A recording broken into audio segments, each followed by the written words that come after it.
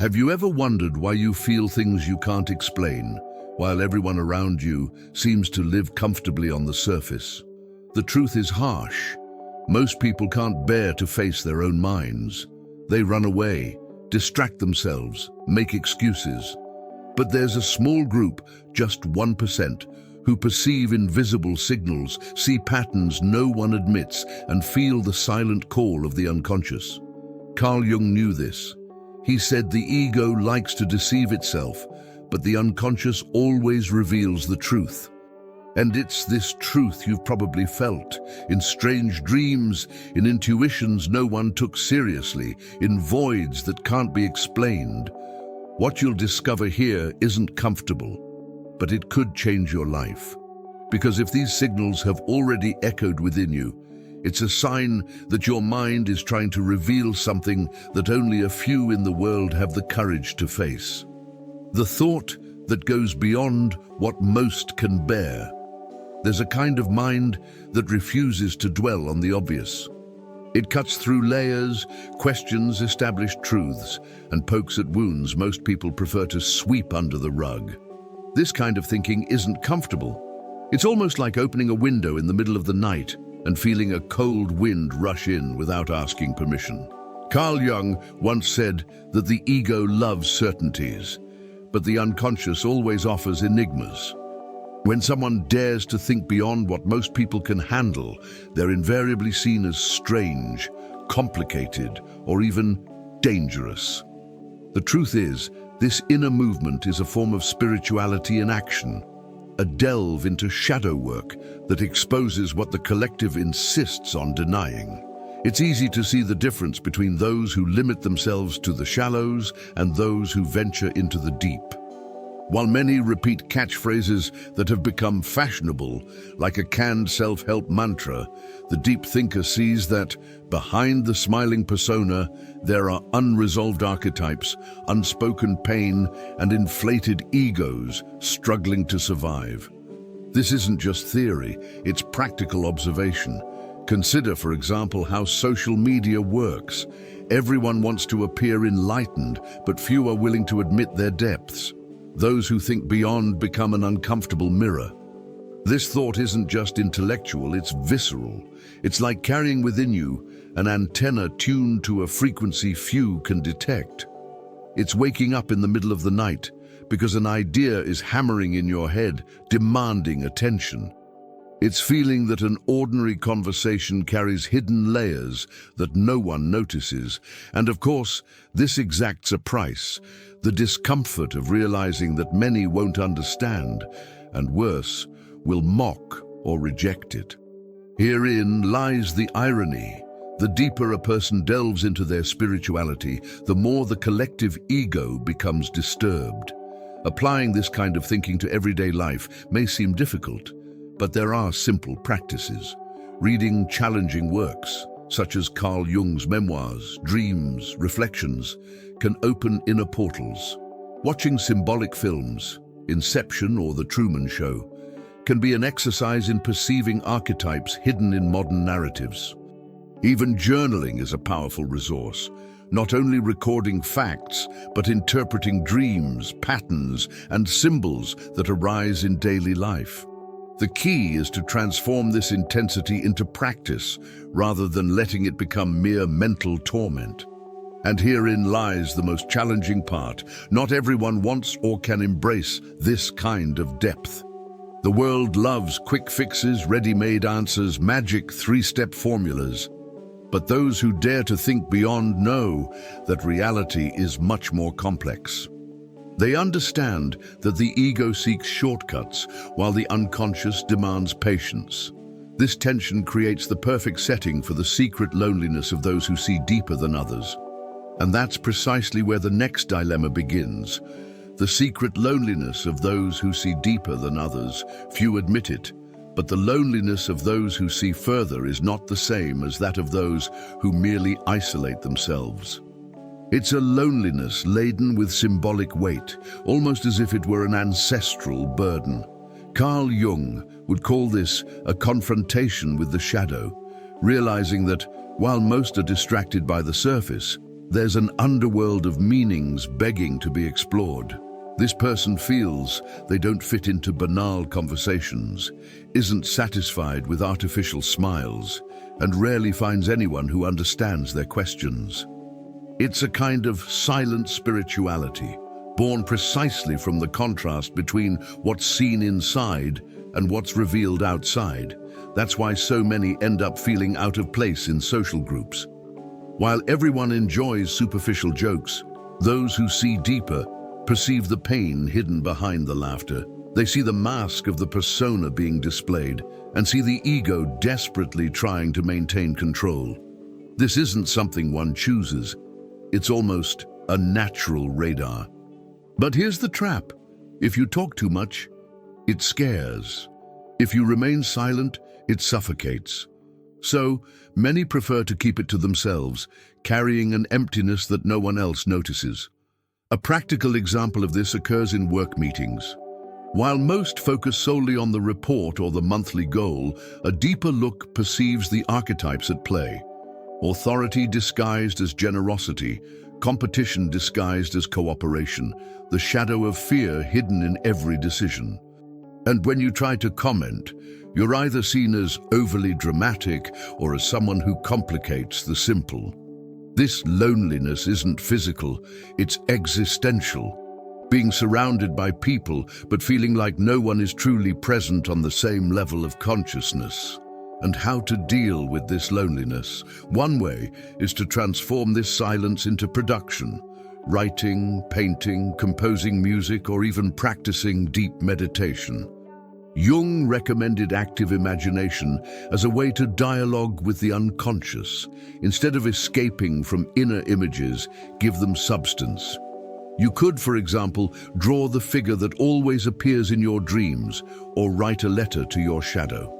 This type of practice not only alleviates loneliness, but also builds bridges between inner and outer worlds. Ultimately, this solitude is also an invitation.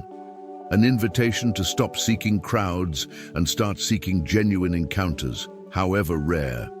Often a single honest conversation is worth more than 100 superficial exchanges.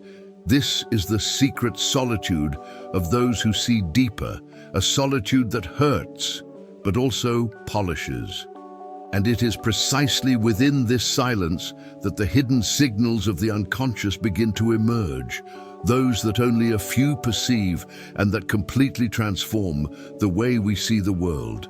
The hidden signs of the unconscious that only a few perceive. The unconscious doesn't shout, it whispers. And its signals are so subtle that they go unnoticed by most. A recurring dream, an unlikely coincidence, a strange feeling of déjà vu. These are all messages. Carl Jung called these phenomena synchronicities, moments when the invisible finds a way to manifest itself in the visible. Those who pay attention realize that nothing happens by chance, that spirituality communicates not in ready-made phrases, but in living symbols. And these symbols are like pieces of a puzzle that the ego, always in a hurry, refuses to put together. Consider, for example, someone who constantly dreams about water. For some, it's just an irrelevant detail. For others, it's an archetype of transformation, of diving into the unconscious. Or consider someone who repeatedly encounters the same number sequence in different places. Most dismiss it as a silly coincidence, but those who see beyond it understand that the unconscious has found a channel to draw attention. These are hidden signs that demand interpretation, not rational explanation. They point to what the persona hides, revealing wounds that need to be addressed. The curious thing is that these signs don't just appear in dreams or coincidences. They're present in words someone repeats without realizing it, in memory lapses, in seemingly innocent mistakes. Jung said that even a stumble can be symbolic. When someone constantly forgets someone's name, for example, it reveals a shadow of rejection or discomfort. Those who notice these details see far beyond the surface. They see the invisible map that guides human behavior. To begin deciphering these signals, it's helpful to develop the habit of journaling. Write down your dreams as soon as you wake up. Note striking coincidences and observe recurring patterns.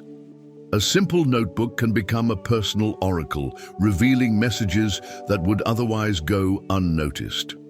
Books like Carl Jung's Man and His Symbols are a great guide to understanding symbolic language. Meditation or even shadow work in therapy also allows these signals to emerge more clearly, without the ego distorting or dismissing them. But here's the most challenging part. The more one learns to perceive the hidden signs, the more uncomfortable it becomes to live in a world that insists on ignoring them. It's like being in a movie theater where everyone thinks they're watching a comedy. But you clearly see the drama hidden in the script, and that's where the discomfort of living in a world that doesn't speak your language arises, opening the next layer of this journey.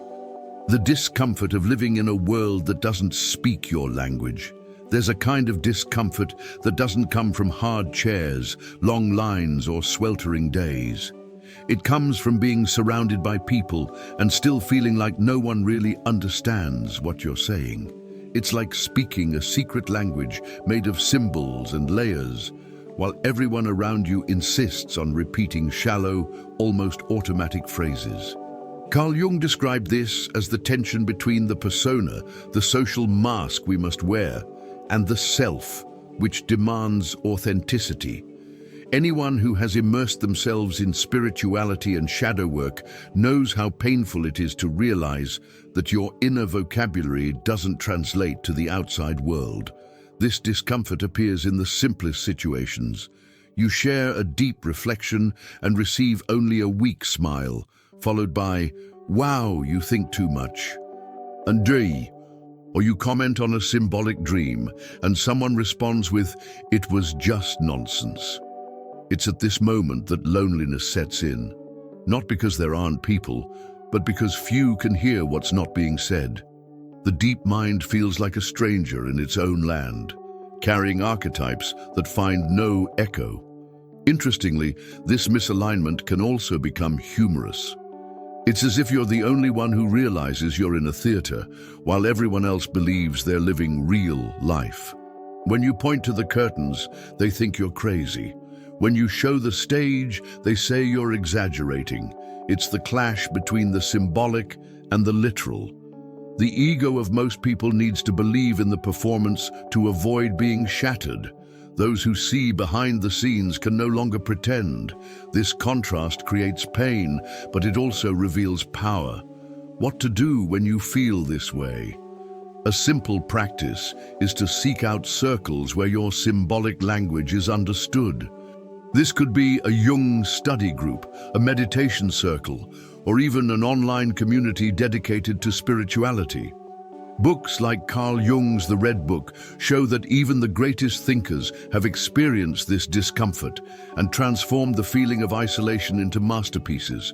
Another way is to learn to translate, take profound concepts and simplify them into accessible metaphors. This way, you build bridges instead of walls.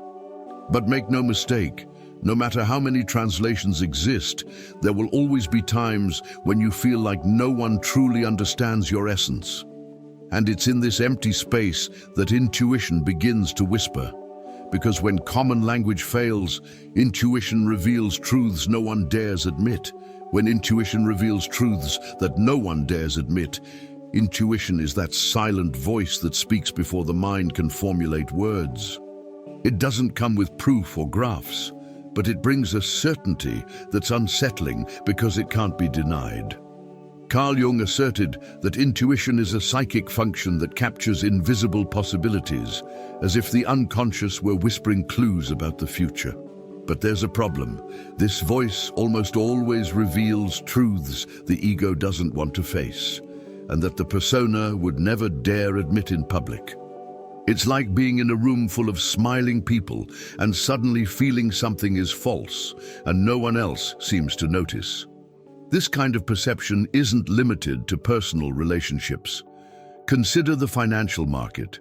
While many follow the hype, A select few sense before the numbers confirm it that a bubble is about to burst.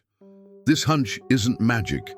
It's trained intuition, fueled by subtle signals. Similarly, in a regular conversation, you might notice that someone's tone of voice betrays resentment, even when the words say, "Everything's fine."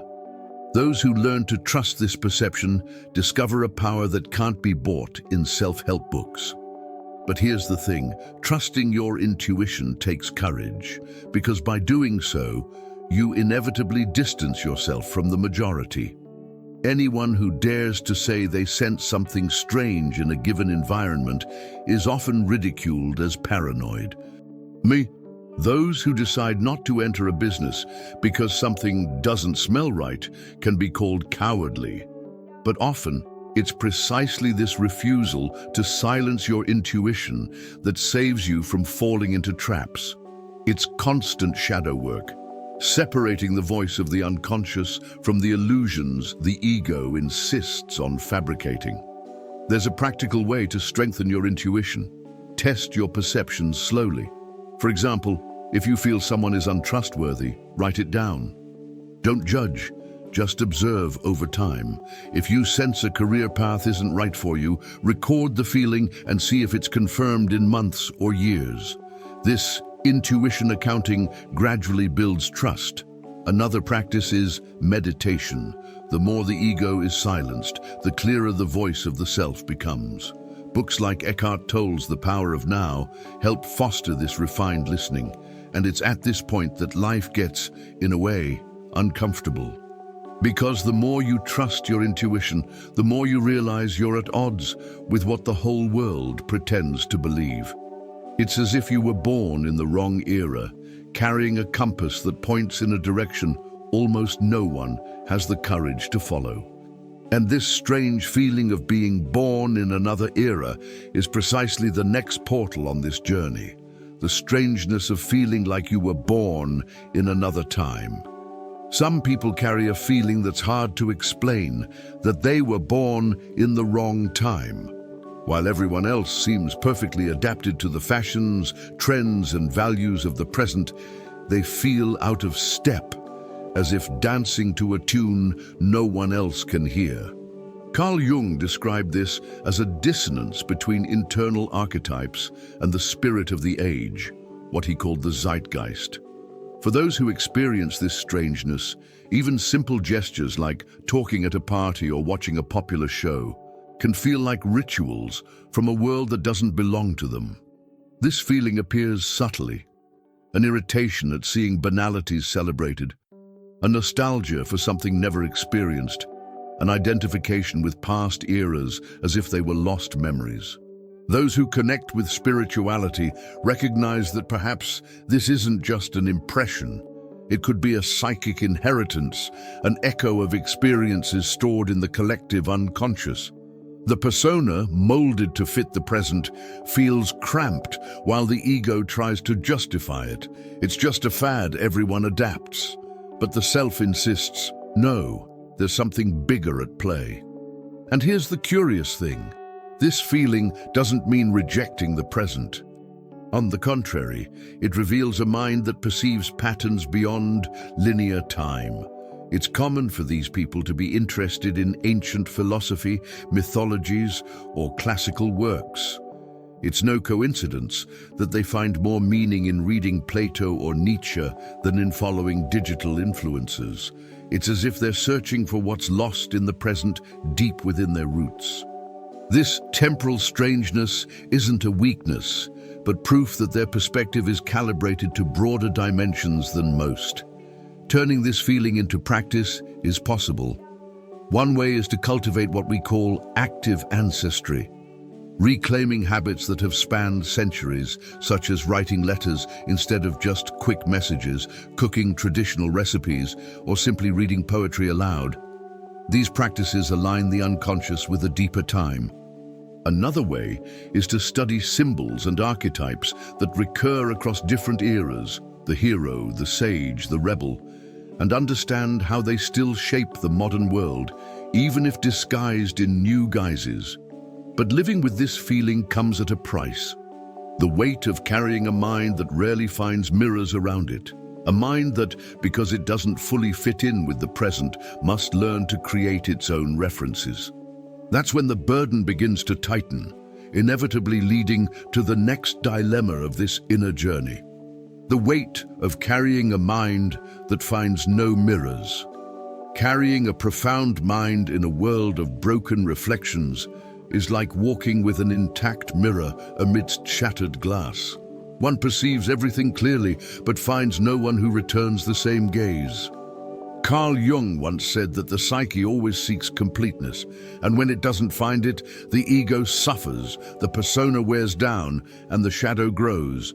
The burden lies precisely in this: thinking too much, feeling too much, perceiving too much, with nowhere to rest this burden. It's like carrying a treasure chest that no one else can decipher. This burden manifests itself in small, everyday gestures. While others are content to chat about soccer, soap operas, or neighborhood gossip, the profound mind seeks to understand the archetypes behind politics, the hidden symbols in a film, the collective shadows hidden in social scandals. But when it shares this, it's labeled complicated. This constant judgment turns into isolation. The person learns to keep it to themselves, not because they don't want to share, but because they can't find anyone who truly understands. The greatest burden, however, is not just external misunderstanding, but internal misunderstanding. A mind that finds no mirrors ends up believing it's wrong. This is the collective ego's cruelest trick, convincing those who are different that their depth is a flaw. It's like being a fish on dry land. You know how to swim, but everyone around you tells you you should learn to walk. This feeling of inadequacy, if not addressed through shadow work, can turn into self-abandonment, into attempts at forced fitting in that corrode the soul. But there is a way out. A powerful practice is to seek out alternative mirrors. Authors, philosophers, therapists, or even historical figures who have reflected on similar dilemmas. Reading memoirs, dreams, and Jung's reflections, delving into Rilke's letters or the Confessions of St. Augustine can provide that rare relief of thinking, I'm not alone in this. Another way is to find therapists or study groups that delve deeper into spirituality and individuation, because in these environments, strangeness is valued as a source of wisdom, not a flaw. Yet, even with these resources, the weight never completely disappears. It transforms. It becomes fuel to see more, feel more, perceive patterns that others ignore. And it's at this point that the inevitable shock hits, when you begin to see what no one else seems to notice, paving the way for the next revelation. Do you want me to move straight to the next topic, or would you prefer me to delve deeper into this one, making it even more poetic, symbolic, or practical first? The shock of noticing patterns that others ignore. There comes a time when a mind trained in spirituality and shadow work can no longer turn off its radar. It begins to see patterns in everything, in words spoken without thinking, in the repetition of events, in the archetypes that play out like plays before our eyes. The shock lies in realizing that what to many seems merely a coincidence is, to you, the clear language of the collective unconscious. Carl Jung said that those who look outside dream, but those who look inside awaken. And this awakening is like turning on the light in a room where everyone still wants to sleep. This clash manifests itself in several areas. In relationships, you realize that the person isn't fighting out of jealousy, but rather reliving an unresolved wound of abandonment. At work, you understand that the blind pursuit of promotion isn't pure ambition, but rather the ego trying to fill an existential void. In politics, you see that these aren't just conflicting ideas, but collective shadows fighting for projection.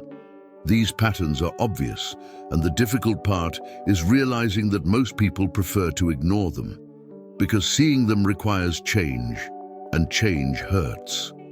This is where the dilemma arises: to speak or to remain silent, If you speak, you're seen as overcomplicating things. If you remain silent, you feel complicit in the drama. This clash generates constant emotional exhaustion because the deep mind feels a responsibility to not deceive itself. But being faithful to what you see comes at a price. Others' egos resist, the collective persona rejects, and even those closest to you may accuse you of dramatizing or making things up. The truth is that the price of lucidity is high, but blindness is even higher.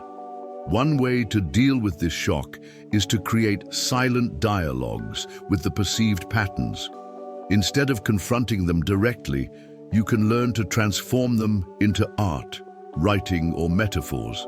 Jung in his notebooks did this constantly. He drew mandalas, wrote dialogues with internal figures, letting the symbols reveal themselves without needing to convince anyone. You can also apply this to small things, observing, for example, the cycles that repeat themselves in your life and writing down what you learned from them. This exercise transforms shock into insight. Yet, even transforming patterns into wisdom, there's an inevitable side effect: emptiness. Because realizing what others ignore is also feeling the distance grow between you and the world. It's as if depth is both a gift and a curse. And this emptiness, which opens when your depth isn't understood, is the next shadow that rises on this journey. The emptiness that arises when its depth is not understood. There's a void that can't be filled with company, success, or beautiful words. It's the emptiness that arises when depth encounters walls instead of mirrors. Carl Jung said that what isn't integrated returns as destiny. And in this case, the lack of external understanding returns as internal silence. One feels like they're speaking a foreign language within their own home, and this disconnect creates a chasm. You may be surrounded by people, but inside, you feel like someone walking alone on a deserted road. This emptiness isn't a lack of affection, it's a lack of true recognition. This feeling manifests itself in small, painful details. You share a revealing dream and someone laughs. You share a deep reflection, and here, you think too much. You try to talk about spirituality and receive suspicious looks. The ego suffers in these moments. The persona wears itself out trying to adapt, and the shadow feeds on resentment. This is when many give up. They pretend to be less than they are, hide their questions, reduce their light to fit into dark environments. But the truth is, the more they hide, the greater the emptiness becomes. The curious thing is that this emptiness, however painful, can also become fertile. It forces one to turn inward and seek within the self what cannot be found outside. It is in this space that works, ideas and revelations are born that would never have arisen if there were immediate understanding. Think of Van Gogh, who painted starry skies that no one understood. Or Jung, writing the Red Book in secret because he knew the world was not ready for his visions. Emptiness, when accepted, can transform into alchemy. To transform this emptiness into power, practices are essential. Write daily not only about what you feel, but also about what you perceive in your dreams and symbols. Create something that doesn't need to be accepted, be it painting, music, poetry, or even a business, simply as an expression of the soul. Seek dialogue with people who are also on the journey of individuation, even if they are rare. Even Jungian psychotherapy is a powerful resource, as it offers a space where this depth can be validated and worked through, rather than ridiculed. Yet even transformed into a creative force, the void doesn't completely disappear. It remains a silent reminder that living deeply is walking against the grain of the majority. And it is precisely this call to go it alone, to separate oneself from the crowd and listen to one's own soul, that opens the final door of this journey, the call of individuation that separates the 1% from the crowd. The call of individuation that separates the 1% from the crowd. There comes a moment when life ceases to be about mere survival and begins to take on meaning. This moment is the call of individuation, the process described by Jung as the journey of becoming who one truly is. It's not about external success, but about internal reconciliation, the ego recognizing its limitations, the persona no longer a prison, the shadow being faced without fear. It's a silent call, but impossible to ignore. It's as if something inside you says, either you answer it now, or you will live forever with the feeling of having betrayed yourself. This call doesn't come from outside, it comes from the unconscious. And it almost always arrives in the form of a crisis, an illness that forces one to rethink priorities, a breakup that exposes wounds, a loss that opens holes in the soul. What seems like a tragedy is actually an invitation. Because it is precisely in these moments of collapse that the self presents itself, demanding that the person drop their masks and walk naked toward their own essence. It's the opposite of what society preaches. While everyone chases after appearances, those who hear the call of individuation walk inward toward the invisible. Answering this call is painful because it requires a rupture. It requires questioning inherited family beliefs, abandoning social roles that seemed safe, and facing the fear of not being accepted. But at the same time, it is liberating. Those who have embarked on this journey realize that, as the persona dissolves, an authentic strength emerges that doesn't depend on applause. The price is high, you lose the crowd, but the gain is inestimable. You find yourself. It's no wonder Jung said that there is no awakening of consciousness without pain. In practice, answering this call can start simply. Record dreams to engage with your unconscious. Practice shadow work by writing down the truths you're most afraid to admit. Study archetypes to understand the roles you're playing without realizing it.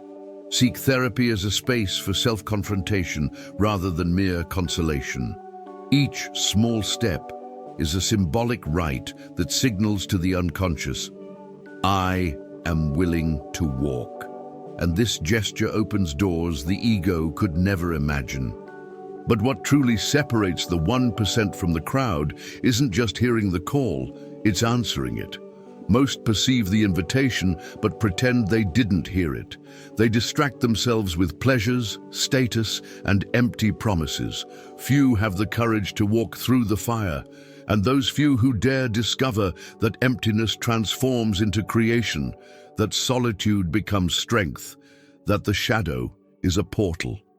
This is the fate of those who choose to individuate themselves, to be misunderstood by the masses, yet profoundly whole before themselves. Now that you've walked with me through these layers of the mind, tell me, how many times have you felt this calling and pretended not to hear it? How many times have you ignored your intuition, hidden your shadow, or betrayed yourself just to fit into the crowd? Individuation isn't a distant destination, it's a daily decision.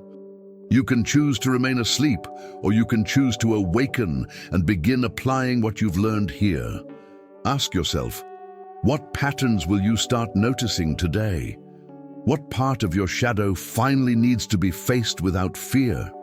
Who would you be if you stopped pretending and allowed yourself to be whole?